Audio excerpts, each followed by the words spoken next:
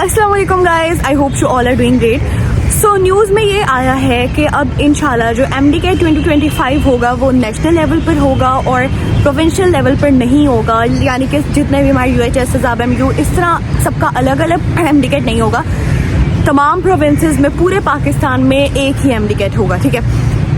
अब ये पहली बात, सबसे इम्पॉर्टेंट बात है, बहुत यूट्यूबर्स ने इस पर वीडियोज़ बनाई है, लेकिन ये अभी ऑफिशियल न्यूज़ नहीं है। वेबसाइट पे कहीं पे भी ये ऑफिशियली चीज़ नहीं आई और हमें नहीं पता कि ये मतलब हम नहीं कह सकते ये 100% ट्रू है, ऐसा ही होने वाला है, या 50% इसके चांसेस है। लेकिन अगर ऐसा होता है तो हमें उसका फ़ायदा है या नुकसान है, ठीक है। और हमने उसके लिए प्रिपेयर्ड कैसे रहना, ये 3 पॉइंट्स हमने आज डिस्कस करना है। अब ये मैं 100% श्योरिटी से नहीं कह सकती कि नेशनल लेवल पर MDCAT 2025 होगा या नहीं होगा।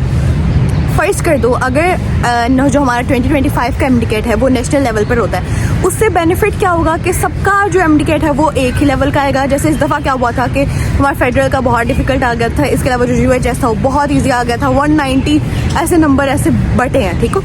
तो बात ये है कि इससे ये होगा कि एक फेयर टेस्ट होगा, सबका एक ही डिफ़िकल्टी लेवल होगा, तो ही सही एनालिसिस होगा कि जितने मार्क्स आए हैं तो वो लगेगा कि लाइक रियल मार्क्स है। अभी जो 190 मार्क्स है ना, वो बेशक मैं कह रही हूँ कि वो मेहनत करके बच्चे के आए हैं, ऐसे नहीं आते, पर आप सबके आते ना, वो मेहनत करके आए हैं और सिर्फ उनके आए हैं जिन्होंने वाकई अच्छे से पढ़ा। 190+ UHS की बात करें, लेकिन इससे आपको एक फ़ायदा होगा कि बेनिफिट ये हो जाएगा कि सबका एक जैसा MDCAT आएगा। कोई ये नहीं कहेगा कि मेरे साथ नाइंसाफ़ी हो गई, हमारा डिफ़िकल्ट आया उनका ईजी आया। इसका नुकसान थोड़ा सा ये हो सकता है कि बच्चों को तैयारी करने में मुश्किल होगी कि हमने क्या क्या सिलेबस करना। उसके लिए हम लोगों ने आप लोग के लिए एक सोल्यूशन निकाला है, क्योंकि आपको पता है कि अब देखो बाकी जितनी भी एकेडमीज़ है ना सारी, उनका प्रिपरेशन जो सेशन है वो ऑलरेडी बना होता है। अगर आप ऑनलाइन की बात करो, उनके लेक्चर्स बने हुए, रिकॉर्डेड पड़े हुए ऑलरेडी, जो पिछले MDCAT में यूज़ हुए वही आगे चले। अब हम लोग अभी न्यू लेक्चर्स बना रहे हैं, उसमें क्या होगा, अब जैसे फ़र्स्ट कर लो अभी ये न्यूज़ है, अभी के तौर पर हम देखें ना तो ये होगा कि MDCAT एक साथ होगा। अब उसके लिए आपको सिंध की बुक, पंजाब की बुक, फेडरल की बुक अलग अलग पढ़ो। इसमें किसी में भी इतना स्टेमिना नहीं होता कि वो सारी बुक्स को अच्छे से पढ़े। अब मैंने क्या किया है, मैं खुद बायोलॉजी की जो स्लाइड्स बनाई हूँ, बाकी जो भी हमारे सब्जेक्ट्स हैं उसमें हमने इस तरह उसको किया है कि अब जो सिंध में फर्स्ट कर लो, जैसे ना अब मैं एवोल्यूशन वाला चैप्टर कल परसों बना रही थी, उसमें यह था कि जो एवोल्यूशन ऑफ स्नेक है ना, कि स्नेक की लेग्स माइनस होगी, वो फेडरल में भी नहीं लिखा हुआ और वो PTB में भी नहीं लिखा हुआ, वो हमारे सिंध टेक्स्ट बुक में लिखा हुआ है। इस तरह कुछ पॉइंट्स हैं जो सिंध में एडिशनल लिखे हुए हैं, वो फेडरल में नहीं है, पंजाब में नहीं है। अब मैंने क्या किया, उन सबको कंपाइल करके जो हमारा सेशन लॉन्च हो रहा है इंशाल्लाह 2 दिसंबर को, उसमें वो सारे कंपाइल होकर हम लोग इस तरह प्रिपरेशन करवाएंगे कि MDCAT अगर तो प्रोविंशियल लेवल पे होता है तो भी आप लोग बहुत अच्छा स्कोर कर जाओगे।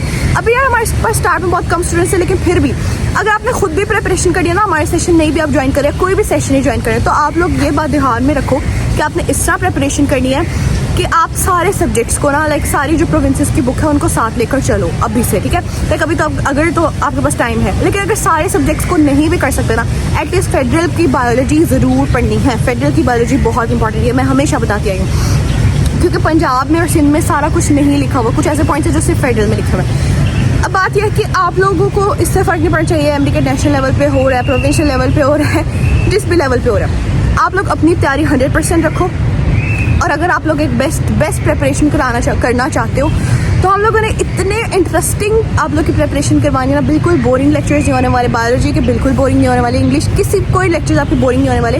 और जो हमारे फिजिक्स के हैं सर, वो इंशाल्लाह जिन सर से मैंने पढ़ा था ना अपने MDCAT के सेकेंड अटैम्प्ट में, केमिस्ट्री के भी वही उनके लेक्चर्स हैं, और केमिस्ट्री के भी और फिजिक्स दोनों के उन प्रोफेसर्स के लेक्चर्स हैं वो, ठीक है। वो बहुत हाई क्वालिटी और ऑर्गेनिक के जो हमारे पास लेक्चर्स है ना, लाइक वो इंशाल्लाह आप लोग के लिए बेस्ट होंगे। हम लोगों ने मतलब वो काफ़ी उसके लिए हमें एफर्ट करनी पड़ी है।